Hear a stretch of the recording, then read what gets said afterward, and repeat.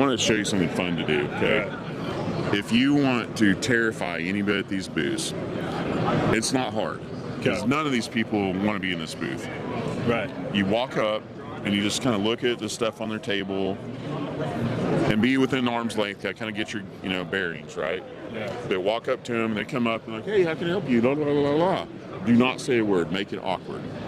Oh, I'm great at that. I have the highest tolerance for awkwardness of anyone I know. And you've taught me a lot of times. So as they see you and they talk, you put your finger up close to their lips. You go, shh, shh, shh. Nice. You just keep looking around for a second. One more awkward pause. You look up. You go, let me see your hand. You will see fight or flight. You will absolutely see fight or flight. And if they give you their hand apprehensively, you just hold it. Do nothing. Just stare at their eyes. And they go, would you like to talk about our Lord and Savior, Jesus Christ? You wait.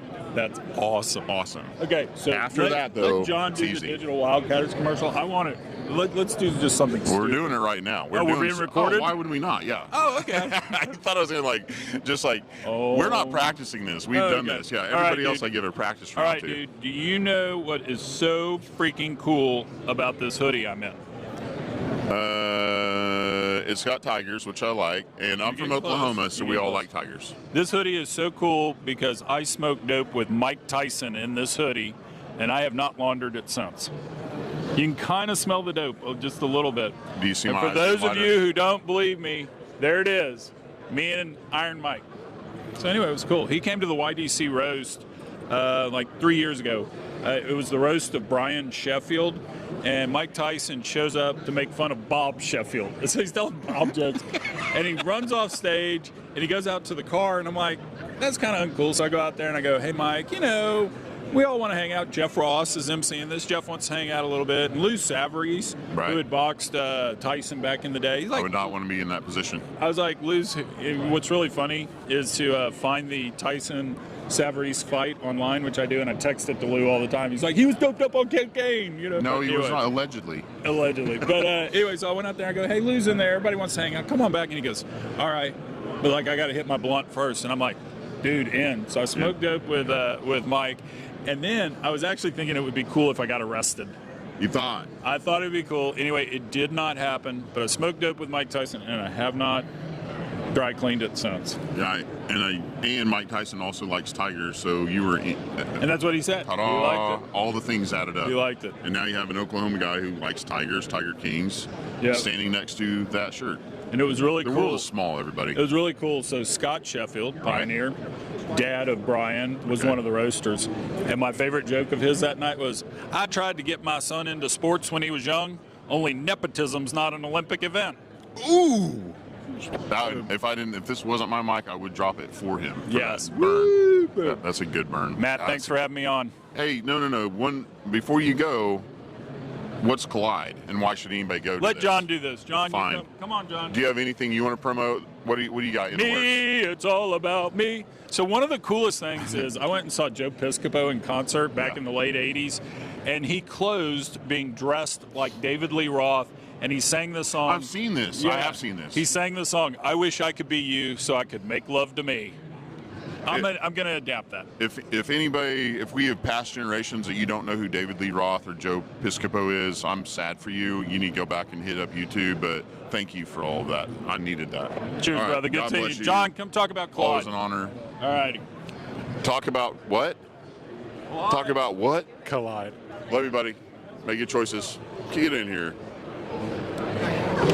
Introduce yourself. John Kalfayan, the Rad Dad. The Rad Dad. Amen to that. What's the coolest kid story you got right now? Kid story? Yeah, you're a Rad Dad. I know they've done something you're lots just of ashamed and proud of at the same time. Yeah, my 4-year-old is really good at finding the most creative ways to destroy things, which I feel like is a very unique trait to young boys that you don't really appreciate until you have. No, I do this have week. Your own, yeah. If anybody's seen me up close, I'm never this good looking in person, but I have a little red piece on my eye. We give boys toys before they're really ready. That's what we do as dads. Yeah. I mean, mostly it's because we want that toy, and we're like, well, I think he's old enough. BB gun's good for a 4-year-old. BB gun, and in this case, it was a badass Nerf gun. Okay, amazing Nerf gun that I wanted him to have for me to play with. And I'm looking down. I'm like, hey, let's go shoot the Nerf guns. And I look down, and he goes, I'm going to shoot you. And I look up. He got me in the white of the eyeball with that Nerf dart, and I've never felt 2 feet away. Yeah. No, it was like point blank. Exploded my brain with pain. Yeah. I screamed out. Everybody in the house thought I was like kidding, but no, I'm grabbing mine like, oh man, I'm dead. Yeah. He murdered me, so he killed me 2 days ago. And luckily I'm in Houston where all of the roads look like you just drop spaghetti on a map and just get around as fast as possible with your eyes closed. Yeah. So no problem. I've navigated Houston very easily this whole week. That's good. Yeah. That's good. You're the only one that has that problem. Yeah, today. I'm going to send you Nerf guns is what I'm saying. Please don't. We literally have one sitting in the backyard right now because he was trying to shoot his sister in the house with it. And it's like, if I can sit on my porch and it hits the back of the fence with a nice thud, it's too powerful to be playing around with in the house, especially with your sister. And we want Nerf to sponsor everything that has to do with digital Wildcatters. Brought to you by Nerf. Brought to you by Nerf. Nerf guns and all their products are made by oil and gas products. So thank you, Nerf. Yeah. Just calm the springs down a little bit. Yeah, you owe us money now for saying Nerf. Right. I don't know if that's legalese, but that's how I do it in Oklahoma. It's free marketing. Free marketing. All right, so digital Wildcatters, we're all fans. Everybody there is doing a great job. You do energy education and events and meetings and software. I mean, you guys have grown this sphere of amazing things, and everybody's so proud of you. What do you got coming up that we should all be part of and in the know of? For sure. No, so on the event side, we've got Energy Tech Night in Midland coming up at the end of the month, and the end of February. Super excited about that. Yeah, I like Midland as well. Oklahoma City's pretty amazing. Let's talk about that for a minute because OKC was the best attended Energy Tech Night of 2023, and so that's a nice little challenge to all the other cities out there. Ain't gonna happen, man. We're on it. I mean, we're going international this year. We're going up to Calgary too. So all right, we got more competition. We're also they're not going to know what to make of y'all, but it's coming. Be ready. I'm excited. I'm excited for you. We're doing another one in DFW as well. But after Tech Night in Midland in February, at the end of March, we've got Empower coming up here in town. Bitcoin and energy, Bitcoin mining and energy conference. Great stuff. Love that. It's exciting. We got a really good list of both speakers and sponsors for that. Hold on that. Pause for just a moment in honor of all of these wells that have flares. Yeah, all the stranded gas gas going away. Goodbye. We have a solution now. There's no reason to have stranded gas. Yeah. Why are you paying money to flare your gas while taking the ESG hit instead of having someone offer you a 3-year contract for a guaranteed rate on that gas and you get the ESG checkbox? Right? And now maybe carbon credits. Yeah, exactly. No, I mean it's only going to get better. Yeah, right? it's going to get better. Any worse on that front? You know that chain of events to get the carbon credits yet? If you put all that gas in a hash hut, have you figured that out yet? That's your goal. I don't have any gas. I give you one challenge, and that's it this year. If somebody wants to give me some gas wells to run those numbers on, I will happily do that. But, all right, so on to the next event. Yeah. Sorry, that's the Bitcoin. Okay. What's next? That's Bitcoin mining. We've got a bunch of Energy Tech Nights throughout the year across, like I said, the city or the country. And if you haven't been, Energy Tech Night, amazing people getting on stage, pitching what they do, and everybody in the audience gets to vote and cheer. Well, it's a big, they're all great. We try to make it a big party, big networking event. Come out, get some booze, get some snacks, watch some really cool startups and stuff pitch. So it's a great time. It's fun, and it brings the next generation into the mix and gives them something to go, oh, wait, this isn't, just some stuffy board meeting. It's like this is a lot of people thinking about the future of energy and how to make it more abundant. Yep. I love it. Yeah, so kind of on that note, so our upcoming stuff. So we rolled out Collide last year. Try and do this in the camera. But we rolled that out last year. That's our kind of social forum aspect. Think of it as kind of Reddit or Stack Overflow, but for the energy industry. At the end of last year, kind of right now, actually, we're rolling out Collide Pro, which is our AI-driven search engine for energy. We're also rolling out Collide Jobs, which is our energy job forum. So doing a lot of stuff on the tech side. Even more exciting stuff to come. Collide will have its new update and integration with Jobs and Pro end of this quarter, beginning of next quarter. So brand new. It'll be the same app and everything. It'll look a lot better, have a lot more features and updates. We're really excited about it. Well, and I know they won't do this to us because we do all love LinkedIn. It provides a quick platform to reach each other. And I think it's been vital, for a platform just for stuff like this to happen and 100%. spread. but it would be nice to have another platform where somebody can't just turn us off if they don't like the, that seed of for sure. what we do. So this is interesting. Yeah. I really like that. Idea. We don't want it to be a sales platform per se. We want it to be a knowledge base, collaboration, right? Exactly. And education. Come ask questions. We had someone anonymize and post a well survey in there a couple weeks ago and asking questions about their well surveys. That's exactly the type of content we want on there. Ultimately, over time, all that content's going to be searchable, and we hope to provide the entire energy industry with the single place to go and get all your answers about energy. That's kind of our long-term goal.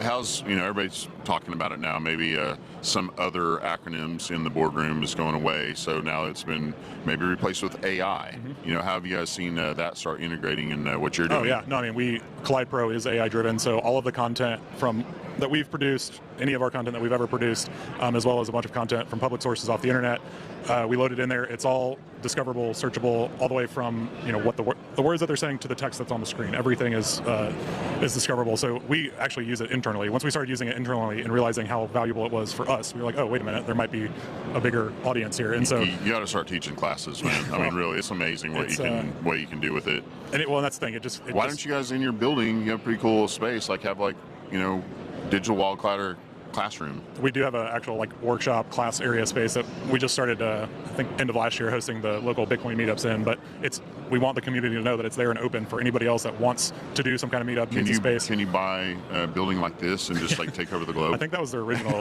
plan, was DW Warehouse or Wildcatter Warehouse, whatever they were originally calling it. They wanted to do kind of an incubator and stuff. Yeah, I'd see a pickleball court in the future hanging out. There's actually 2 back over here that no one even knows about. And I was like, what a missed opportunity, Well, I didn't bring my shorty shorts, so there's no reason you've got a bunch of middle-aged old men here. That's what we do. The perfect if any of these booths sold headbands and wristbands and something in a bright color, I'd be there. Yeah, absolutely. I genuinely miss our pickleball court from the office. We had to tear that down. That's not fair. Well, I mean, you got too many guys in there, into martial arts. We were tearing up the carpet, according to the landlord. So no, you'll have your own building someday. You'll grow up out of your own little box. We'll be okay. Yeah. All right. Anything else we should push?